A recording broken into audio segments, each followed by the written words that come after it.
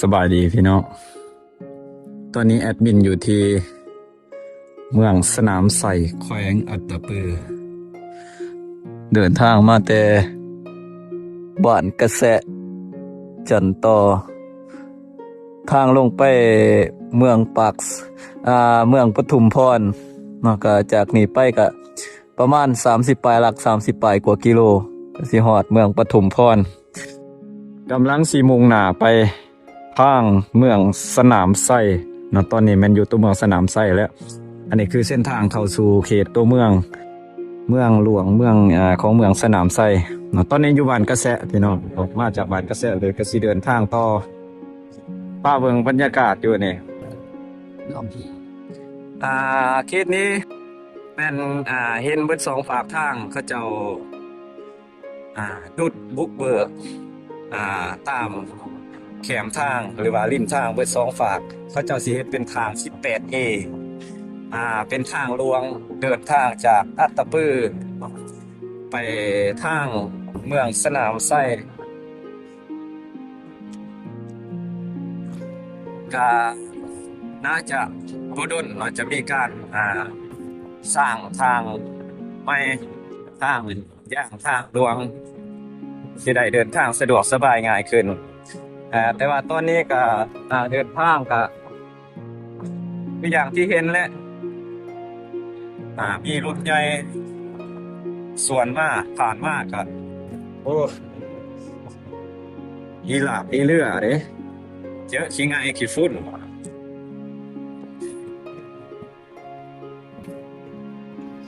อันนี้คือถ้าจะเดินทางจากจำปาสักเนี่ยเข้ามาทางนี่มันจะเป็นทางลัดมันจะโม่กลัวหรือว่าใกล้กลัวที่สิมาทางเมืองสนามไส้หรือว่ามาทางอัตตปือจากจุดนี้ไปหาตัวเมืองสนามไส้ก็ประมาณ30ป้ายกว่าหลักหรือว่า30ป้ายกว่ากิโลจากจุดเท่าขับรถนี่สิขึ้นไปกับประมาณนั้น30ป้ายหลัก30ป้ายกิโลแล้วก็ถ้าเขานับจากจุดนี้ไปตัวเมืองหรือว่าแขวง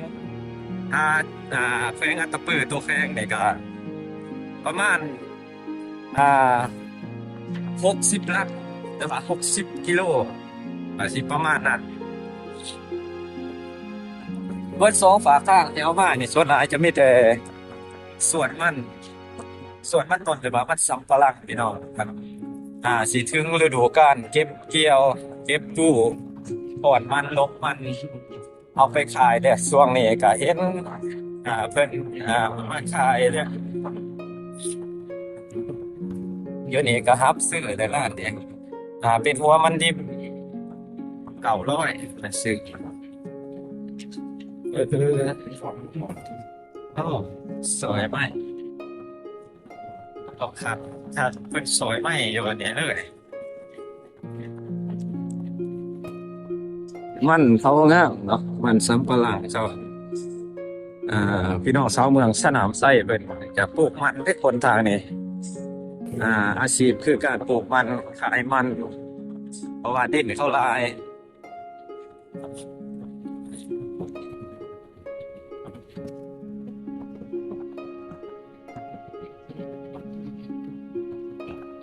นี่คือเส้นทางเขาสิเฮ็ดใหม่เส้นเป็นทางหลวง18Aก็บ่ฮู้ว่าอีกโดนส่ำใดสิได้ใช้ปัจจุบันนี้ยังเป็นทางดินแดง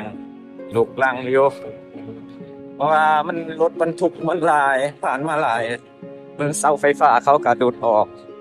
แถออกเพราะว่าเขาสิเฮ็ดเป็นทางใหม่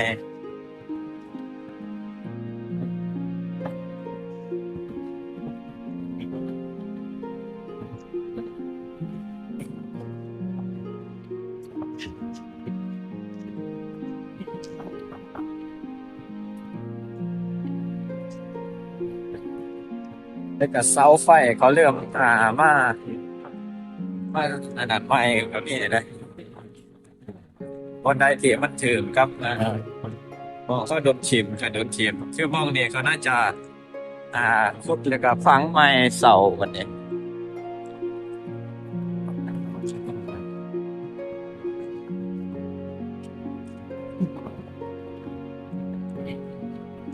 นี่แหละเส้นทางเดินทางจากปทุมพรตะวันสีฟ้านี่ก็อีกหลายหมู่บ้านไปเดินทางผ่านมาทางนี้ในช่วงฤดูฝนนี่จะยากๆจังน้อยแต่ว่าช่วงฤดูแล้งมันลำบากก่อนขี้ฝุ่นขี้ไง่นี่แหละแต่ว่าก็ต่อไปก็สิมีการพัฒนามีการสร้างทางอยู่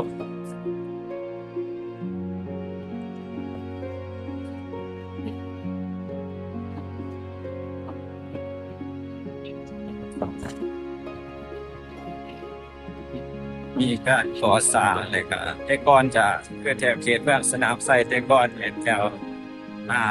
บ้านภูเขาอินทรีแถวนี้จุดยังบ่ทันมีแต่ว่าเดี๋ยวนี้ก็มีรถทางลาดยางอันนี้ก็น่าจะปี2025-26นี่ก็น่าสิได้เห็นทางยางน่าสิได้เที่ยวทางยางทางนี้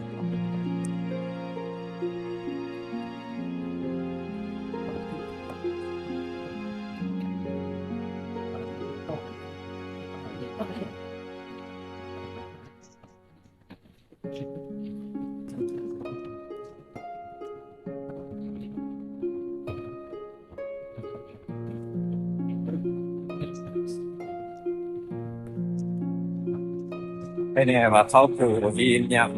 ำแต่เขาพอปลูกหินยำในช่วงฤดูฝนนี่จะเดินทางลำบาก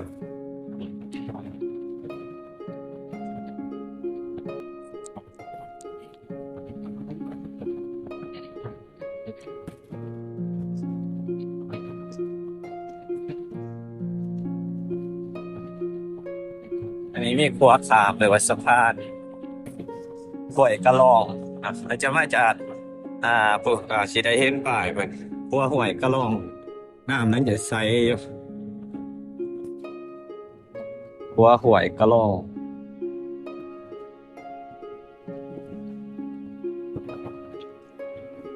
เสียอย่างเดียวก็คือว่าอ่ามันบ่ค่อยมีเกิดคนนี่แต่ส่วนมันต้นเนี่ยเอาวันตกวันตอกน้ำมันอยู่ชนบทเขตนอกเขาขายน้ำมันครับผมก็เลยบ่ได้ถามก็เจ้าว่าขายลิตรเท่าใดนะส่วนหลายเขาไปซื้อน้ำมันจากตัวเมืองจากปั๊มแล้วเอามาขายอยู่ไว้ในบ้านอยู่เขตนอกจังซี่นะหลายตามที่เฮาเห็นแต่ว่าเขายังบ่เคยได้ใช้เพราะว่าใช้มาแต่อ่าในเมืองมาเลย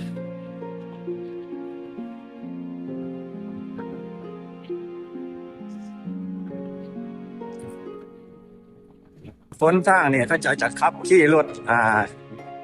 ไว้กว่ากับคนทางเขตนอกคือเฮาเด้เพราะว่าเฮาจะบ่ชินกับการขับขี่คือเขาเจ้าเนาะคนบ้านเพิ่นเนี่ยเขาขี่รถไว้ชินกับเส้นทางเฮาน่ะคือจะแต่รถที่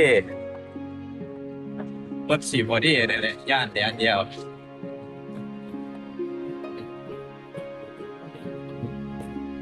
แต่เส้นทางเนี่ยเขาสิถมดินไม้แล้วเป็น2ฝากทางเนี่ยเฮ็ดเป็นทาง 18A ทางด้านหน้าเฮาเบื้องขวามือก็แม่นเป็นร้านรับซื้อมันแต่เราบ่ทันเปิดร้านรับซื้อมันต้นแต่ว่ามันสำปะหลังแต่ก็สายมือก็มีอยู่ต้องรับซื้อคือกัน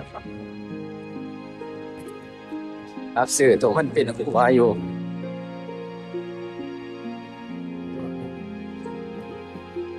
คือเฮาในกล้องเนี่ยอาจจะเบิ่งบ่ค่อยเห็นคุมคือที่เฮาอยู่ทางนอกเห็นจังซี่เลยจะบ่ค่อยเห็นคุมแต่ว่าอ่าพี่น้องลองสังเกตเบิ่งจากการขับขี่ของเฮาก็ได้แต่ว่าคุมนี่หลายดีแต่ว่าก็เชื่ออยู่วัยรุ่นเขตเนี่ยเขาจะขี่รถไว้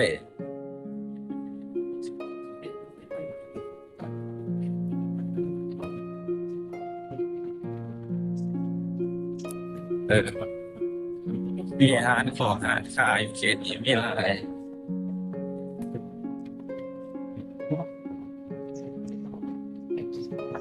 ทางเส้นนี้จะไปสวนกล้วยที่ ก็เขาตรงไปเรื่อยก็ขึ้นไปทางตัวเมืองสนามไส่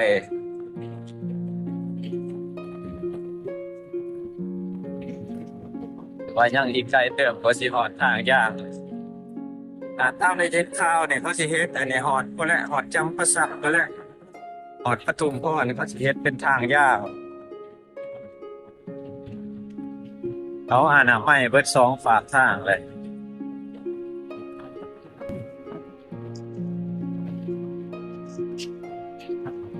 จะบ่ค่อยเห็นผู้คนหรอกพี่น้องบ้านทางเขตนี่เพราะว่าส่วนหลายก็จะไปให้ไปสวนไปโอ้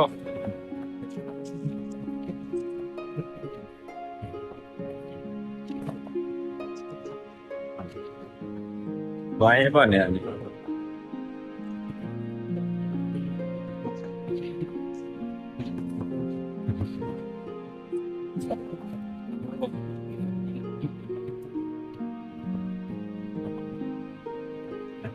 ขี้ไก่เดี๋ยว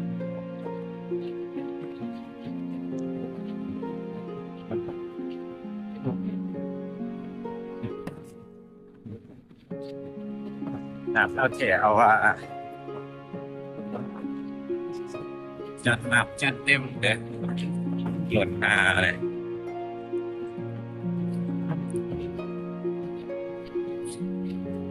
อันนี้ก็ห้ามซื้อมันแห้ง2,800มันบ่แห้ง900จีบไอ้สัตว์เลย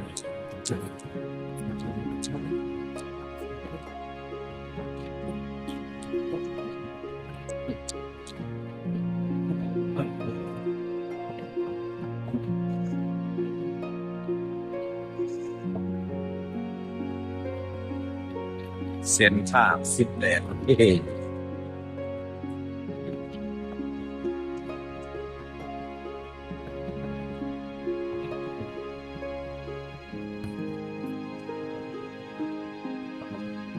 โอ้รถใหญ่มากเลยแต่ยานเนี่ย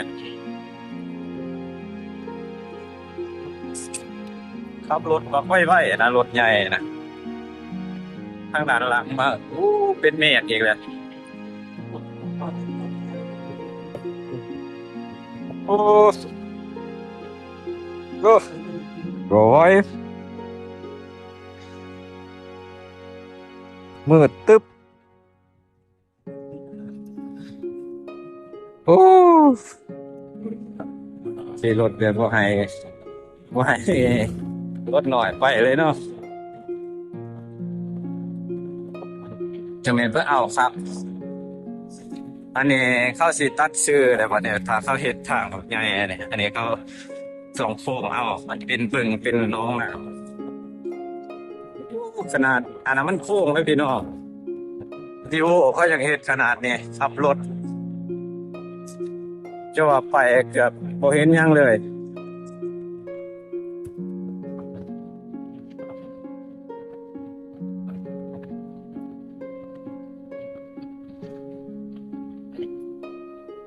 จะไล่เนี่ย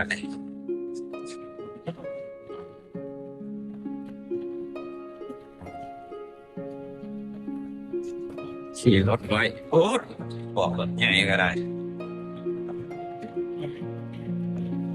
อย่างที่เห็นแล้วจะน่นอยู่เขตนอกพี่น้องบางพื้นที่ก็สิประมาณนี้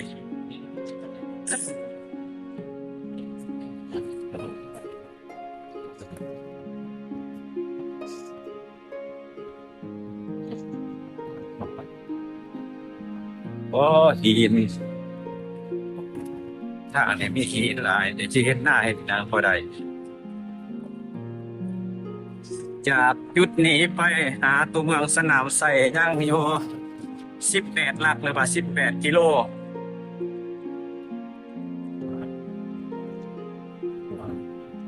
อันนี้ก็เข้าสู่เขตหมู่บ้านสมองใหม่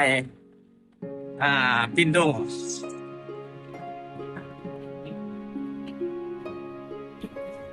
โอ้เฮาก็มีแต่ขี้ต้มมีแต่ขี้ไงเลยพี่น้องเต็มโตงานเนี่ย จุดข้างหน้าเฮาก็คือหมู่บ้านสมงไอปิโตงจะเป็นอีกบ้านหนึ่งที่อยู่ทางตัวเมืองสนามไส้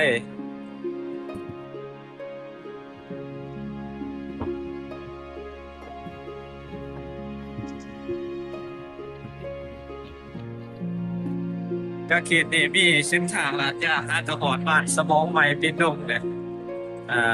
ตัวเมือง18ลักจากจุดนี้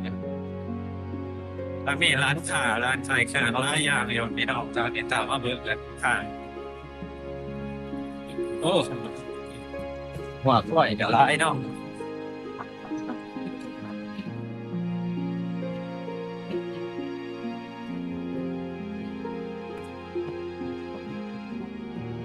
มีห้องเรียน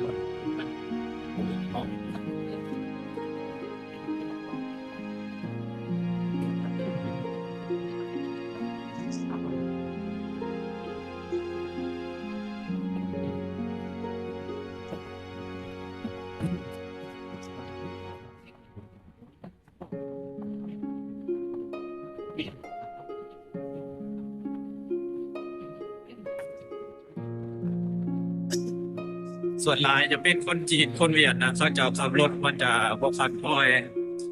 เขาจะขับรถอ้อยแบบตัวเนี่ย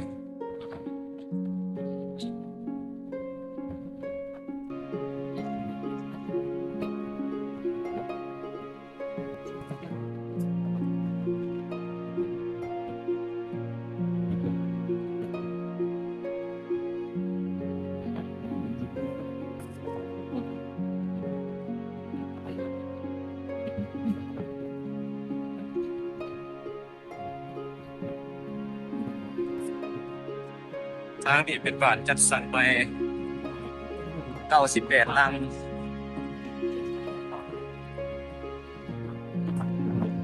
บ้านจัดสรรไปของพี่น้องชอบเมืองสนามชัยที่ถือไปนำตัวเกิดแต่ปี2018จะมาเฮ็ดเรือนอย่างนี้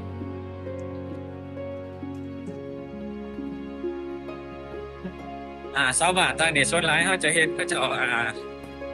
ไปมากส่วนหลายจะใส่เป็นรถไฟสายหน้าเดินตามไปหัวไปสวน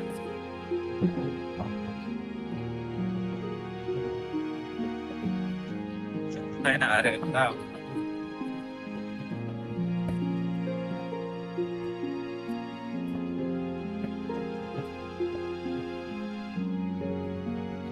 น้ำนี่ก็ไหลอยู่นี่ตลอดปีเลยน้ำนี่โบกพี่น้องน้ำน้องอันนี้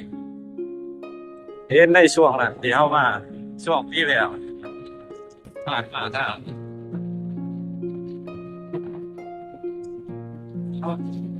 คลิปนี้เอาเพียงสมีขอบคุณขอบใจ